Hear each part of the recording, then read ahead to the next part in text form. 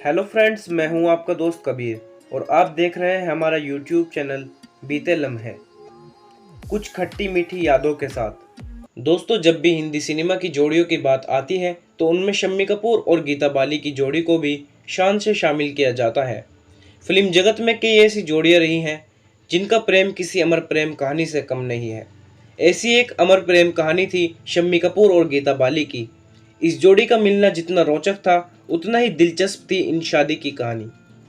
गीता बाली और शम्मी कपूर की मुलाकात केदार शर्मा की फिल्म रंगीन रातें के सेट पर हुई थी। कोई हाथ छुड़ाए। गीता बाली उन दिनों सिनेमा में अपने पैर जमा चुकी थी, जबकि कपूर खानदान से ताल्लुक रखने के बावजूद शम्मी कपूर फिल्में पाने के लिए जद्दोजहद कर रहे थे। गीता बाली की सिफारिश से ही उन्हें यह फिल्म मिली थी, इसलिए जब सेट पर दोनों की मुलाकात हुई तो शम्मी गीता बाली के स्टारडम के कारण उनसे बात करने में हिचक रहे थे। लेकिन जल्द ही दरियादिली गीता बाली ने अपने इस फिल्मी हीरो की हिचक को हवा में उड़ा दिया। गीता की दरियादिली, बड़ी बड़ी आंखें और मोहन मुस्कान में शम्मी कपूर खुद को भुला बैठे थे। शम्मी कपूर में एक गजब का अल्लड़पन था। यह अल्लड़पन गीता को भी रास आने लगा। आउटडोर शूटिंग पर रानीखेत गई फिल्म की टीम और निर्देशक केदार शर्मा की तीखी नज़रों के बीच शुरू हुए मुलाकातों का सिलसिला टीम की वापसी तक पूरा परवान चढ़ चुका था। मुंबई पहुंचने तक दोनों साथ मरने जीने की कस्में खा चुके थे। लेकिन शम्मी कपूर को बाखूबी पता था कि गीता से शादी करना उनके लिए इतना आसान नहीं होगा, क्योंकि गीता बाली ने केवल उनसे उम्र में बड़ी थी, बल्कि वो बाबरे नैन में बड़े भाई राज कपूर और आनंद मठ में पिता पृथ्वीराज कपूर की हीरोइन भी रह चुकी थी। और उस पर हिचकोले खाते हुए शम्मी कपूर का फिल्मी करियर, जाहिर था कि कपूर खानदान शम्मी को शादी की रजामंदी नहीं दे सकता। लेकिन शम्मी थे कि गीता बाली के लिए हर हद तोड़ने को तैयार बैठे थे। परिवार की ना उन्होंने और बेकरार किया जा रही थी। गीता बाली शम्मी की इस परेशानी को समझ रही थी, लेकिन वो कर भी क्या सकती थी। खैर, जब बात नहीं बनी तो शम्मी कपूर ने अपने खानदान के खिलाफ जाने का फैसला कर लिया। और फिर एक दिन शम्मी कपूर गीता बाली के साथ मुंबई के एक मंदिर में शादी करने के लिए जा पहुंचे। शम्मी कपूर गीता बाली को लेकर जब मंदिर पहुंचे तो मंदिर के दरवाजे बंद हो चुके थे, इसलिए पुजारी ने उनकी शादी कराने से इनकार कर दिया। शम्मी की जिद और हालात को देखते हुए पुजारी ने उन्हें सुबह आने की सलाह दी और ये भी भरोसा दिलाया कि मंदिर के कपाट खुलते ही शादी की पूरी रस्म अदा कर दी जाएगी। सुबह 4 बजे शम्मी मंदिर के सामने आकर बैठ गए थे। तब पुजारी ने उनकी शादी करा दी।